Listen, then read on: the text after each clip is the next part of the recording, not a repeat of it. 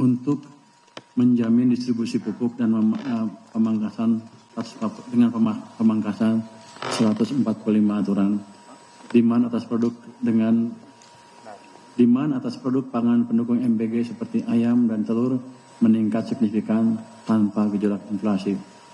Ini karena pemerintah menjaga sisi supply, terlihat dari pertumbuhan PDB sektor ini yang di atas 5% dari sebelumnya, tidak lebih dari 2%. Manufaktur, mungkin slide yang sebelumnya.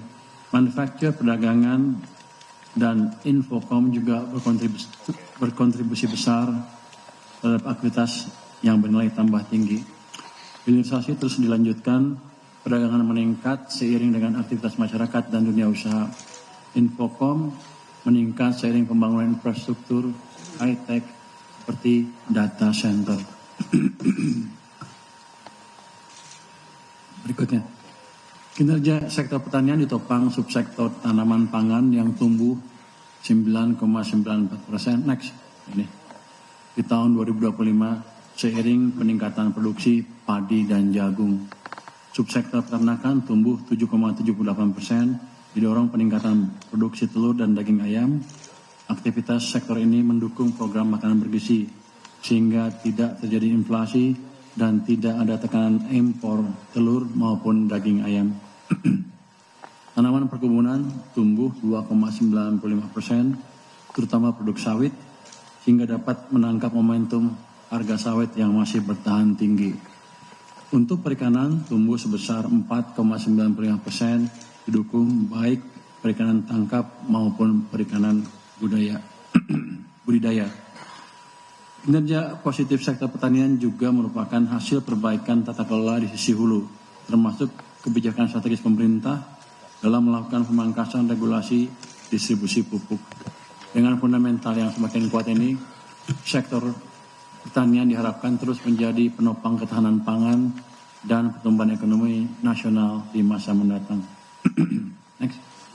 Inflasi di bulan Januari 2006 naik ke 3,55%, lebih tinggi dari Desember 2025 di 2,92%. Kenaikan ini lebih karena low base effect, dampak diskonistik yang diberikan di awal tahun 2025, sehingga inflasi administrative price juga meningkat tajam ke 9,71% year on year dari 1,93%. Meskipun di atas sasaran, tekanan inflasi ini temporer dan akan ternormalisasi pada bulan Maret. Beberapa komoditas pangan mengalami penurunan harga, mendorong inflasi volatile food turun signifikan menjadi 1,14% year on year dari bulan sebelumnya sebesar 6,21%. Inflasi volatile akan terus dijaga melalui kebijakan stabilisasi pasokan dan harga pangan serta penguatan peran Bulog. Inflasi inti naik dari 2,45%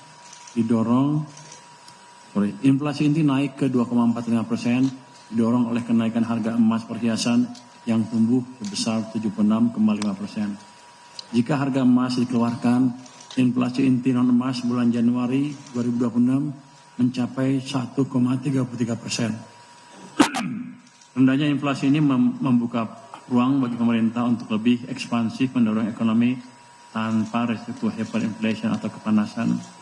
Jadi kadang-kadang orang melihat inflasi umum, tapi yang lebih bersih dari pengaruh global adalah inflasi inti yang non emas yang 1,3%. Sehingga kita bisa menyimpulkan dalam keadaan sekarang ekonomi belum terlalu kepanasan, sehingga masih ada ruang untuk mendorong ekonomi tumbuh ke tingkat yang lebih tinggi tanpa memicu inflasi yang berlebihan. Pemerintah akan terus berkomitmen mengendalikan inflasi pangan di tengah meningkatnya kebutuhan untuk MBG. Pemerintah juga menjamin pasokan dan kelancaran distribusi, serta memberikan stimulus diskon transportasi dan bantuan pangan. Sejak penempatan di September hingga memasuki Februari,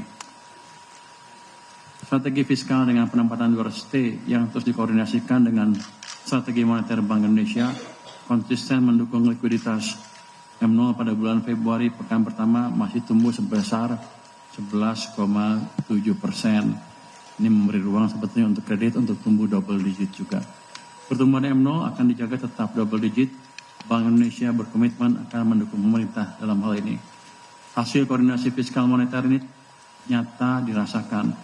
Kredit tumbuh 10% di bulan Januari dengan suku bunga yang terus kompetitif bagi masyarakat.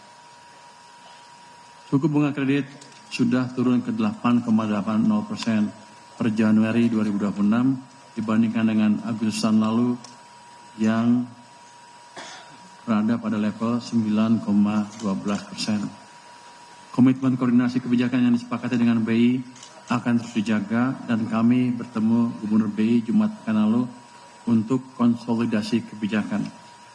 Penempatan 200 triliun saat jatuh tempo di 13 Maret nanti akan langsung diperpanjang 6 bulan ke depan.